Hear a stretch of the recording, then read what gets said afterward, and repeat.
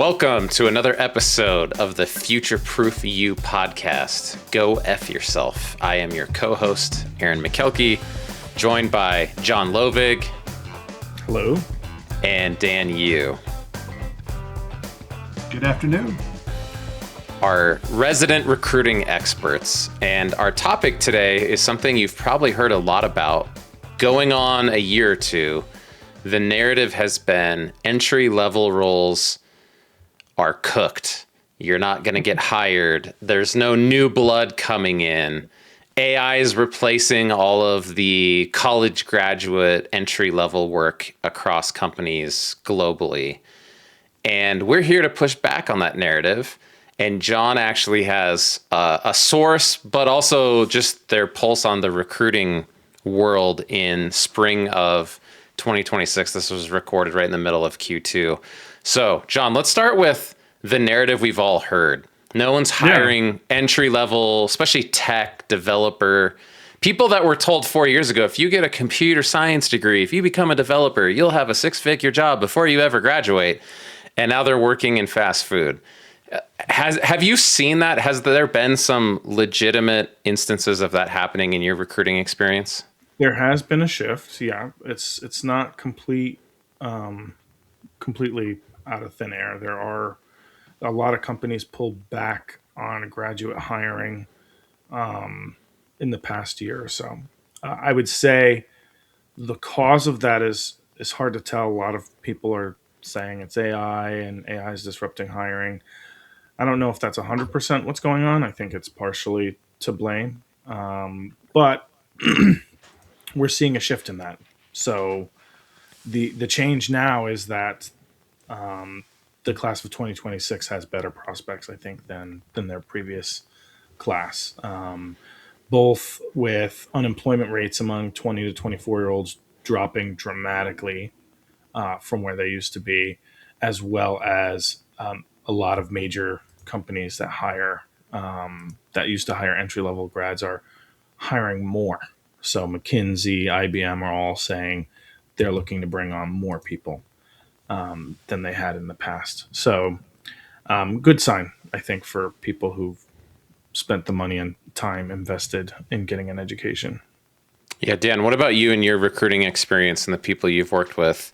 Have you seen college graduates and entry-level roles be difficult to come by the last 18 months to 2 years? Yeah, absolutely. I think there's a trend, right, that people that are recent grads and also experienced folks that are using AI, right, to really spam out a bunch of applications and trying to use AI to customize their approach as much as possible. And I think that given the lack of demand for talent, it's right now a pretty difficult time. As John said, the a trend is reversing, right? And so I think there's an opportunity for the young graduates. I will always lean towards having live interactions, right? And so networking is going to be a much more effective way to get information from potential hiring firms. So that's kind of the opposite, I think, of what a lot of young graduates are doing, and maybe they're being told to do it that way. So I would suggest to everybody that you really want to get out there and network as much as possible. Yeah, that was referenced in the Wall Street Journal article as well. Is it's not the students who are throwing applications blindly out there. It's the ones that are being savvy about networking early. The other thing another trend that they noticed, which if you're graduating this year, it's probably too late, but those who haven't graduated yet, the students who worked while they were in school were more likely to get a job than those who didn't.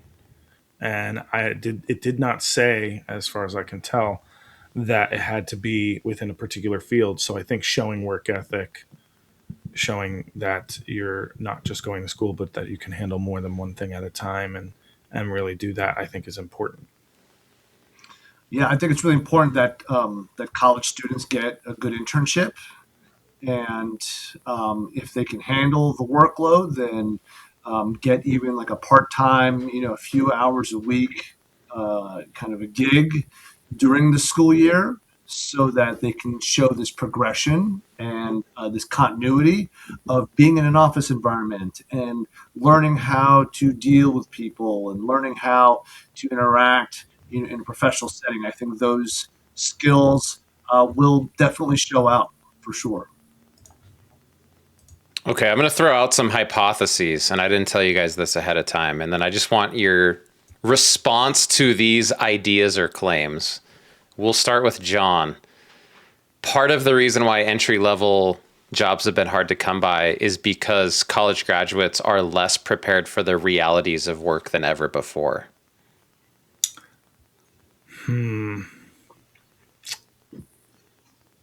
It does feel that way.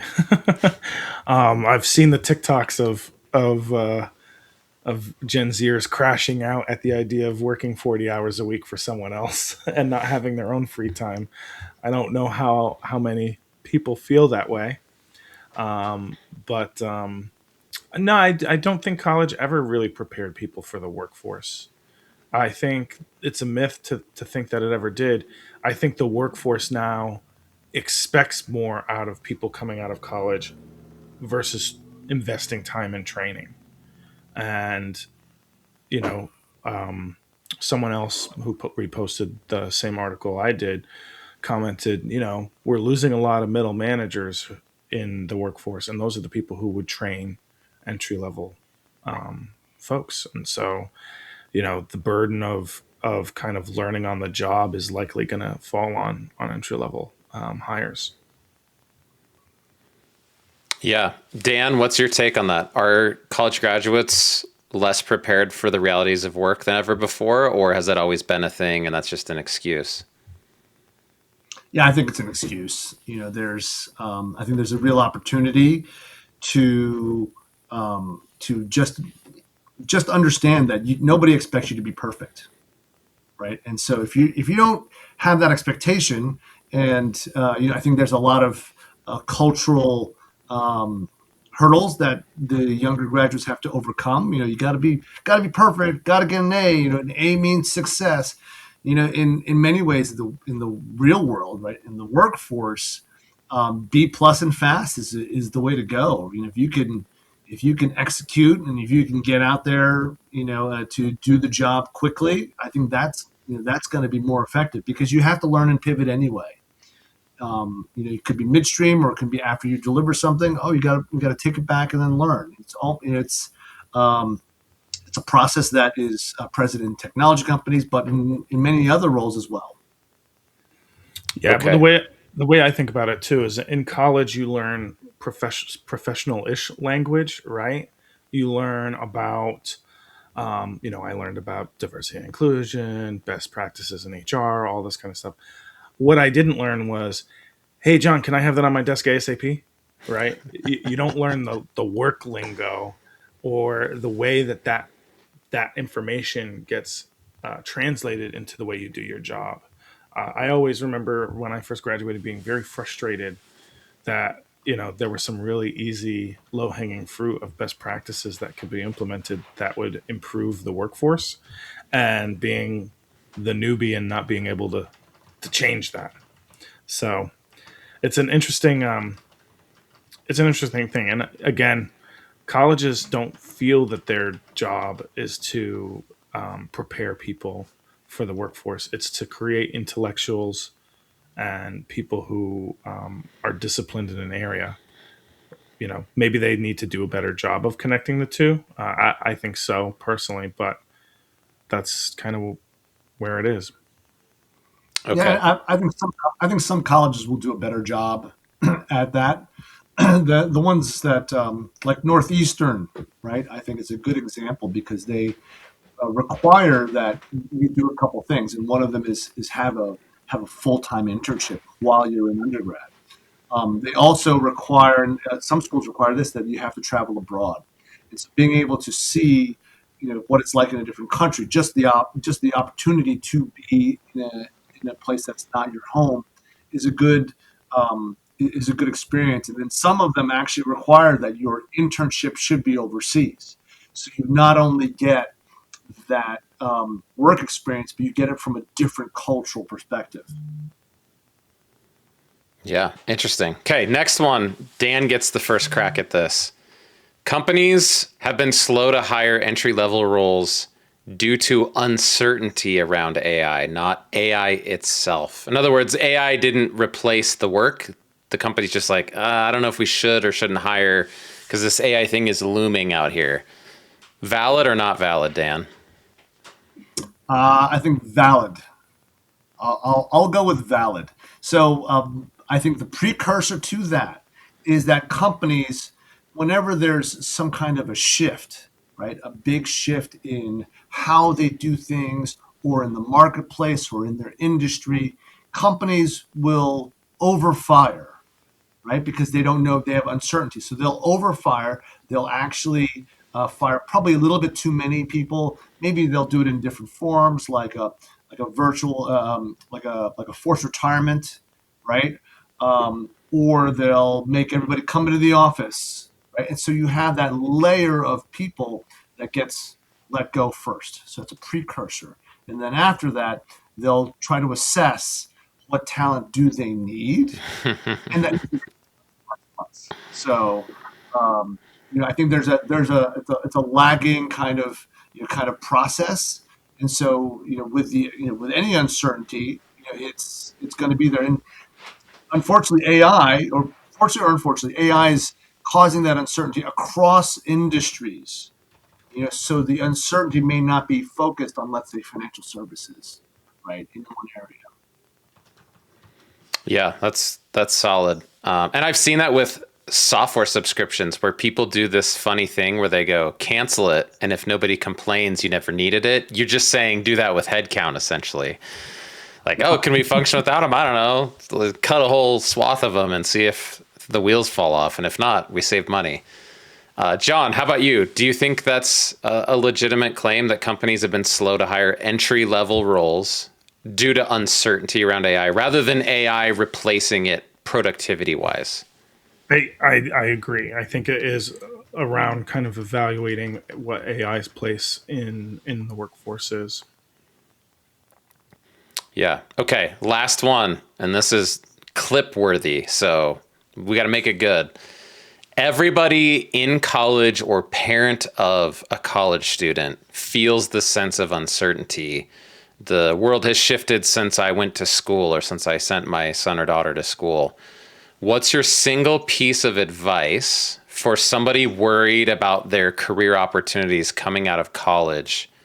If they're currently in a college program or the parent of their child is in a college program, John, what's your single piece of advice for them? I think, build connections now, right?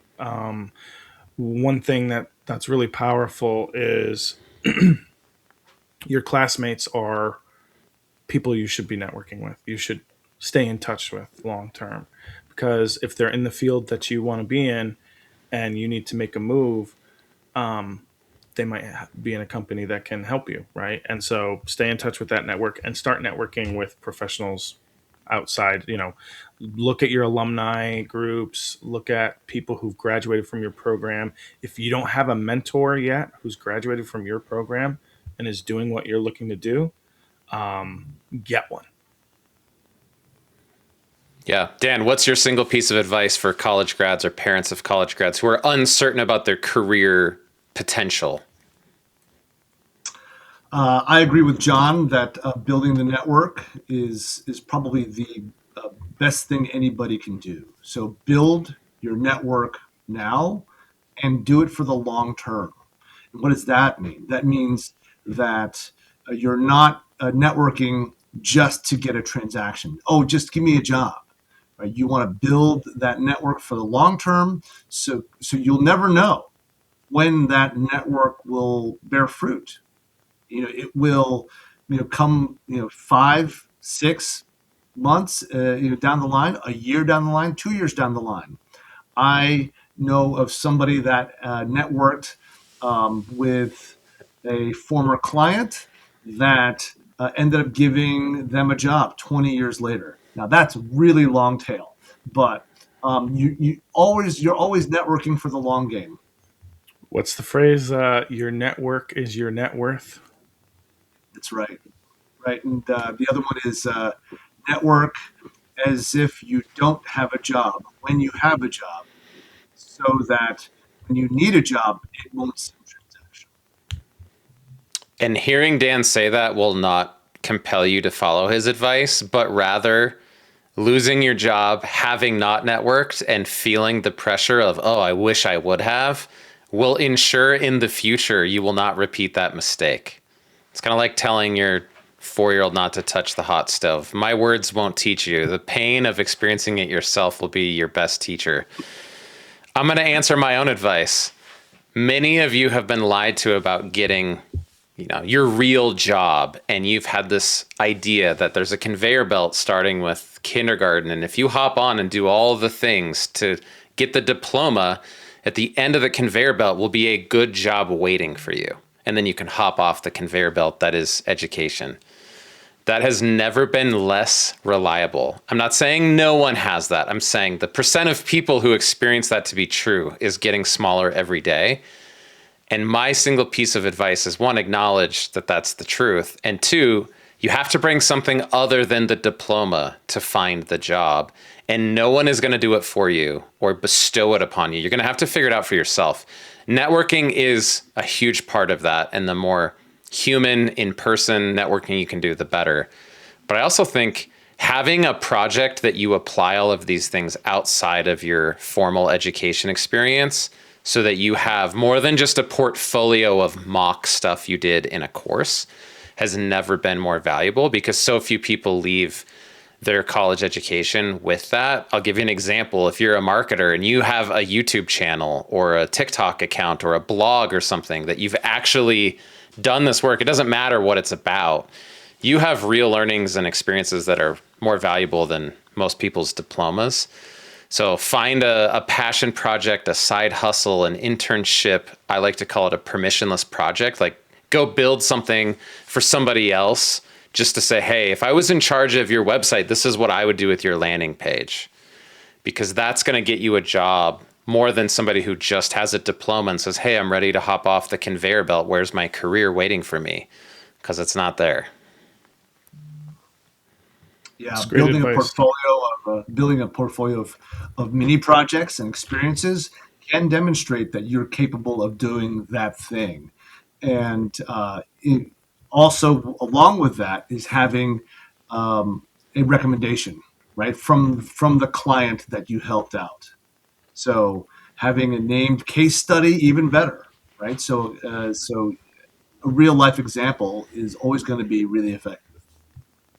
Yeah, and I know John agrees with this because we have a shared psych background and he has some higher ed experience. But if you leave your degree program with theoretical knowledge, that is no longer valuable. Like, people don't need abstract academic ideas of how to do things. They want someone who has actually done it, because AI can give you all the abstract ideas in the world. Yeah. Those are pretty much free and instant now. So if that's all you leave your college program with, you're going to have a bad time. Yeah, that's true. And your degree only matters for your first job or your first 2 years out of school. Anything after that, it really doesn't matter anymore. I live that life every day now. Yes. Yeah. Well, the big thing, the message here is there is hope and there is a path. It's just maybe it's been obscure or it's been tough for the last year or two. But thanks to John's post on LinkedIn, that some of these companies like IBM are starting to look specifically for entry-level hires. Maybe that trend is shifting and people are realizing AI can't just replace all of these people, middle managers, entry-level roles. Whatever the hype was, maybe has not turned out to bear fruit for these companies. So that doesn't mean college is worthless, but I do think it's never been less important. That's how I phrase it. And my 9-year-old tells me all the time, I'm not going to college. College doesn't matter. And I haven't been able to say, like, yes, you have to. I think when I was a millennial growing up, we would shiver at the thought of not encouraging your child to go to college because that was just the world we lived in. The conveyor belt, I think, was largely true, especially if you got the right degree. If you were, STEM, engineering, developing computer science stuff, like people were throwing money at you to hire you. But now you gotta bring something else to the table. So if you want something else, that's what Future Proof You is here to do. That's what our LinkedIn page is all about. If you don't follow Dan and John, their profiles will be in the show notes. We also have our website, futureproof-you.com, where you can find live courses on things like getting your LinkedIn profile set up or acing an interview, especially if it's a Zoom online interview. We also have asynchronous versions of those, so you can download those and watch and go through the note guides on your own. I have been your co-host, Aaron McKelkey. John and Dan, thank you guys for joining this episode of Future Proof You's podcast. Go F yourself. Have a great one. Thanks. Thanks, Aaron. Thanks, John. Good seeing you guys.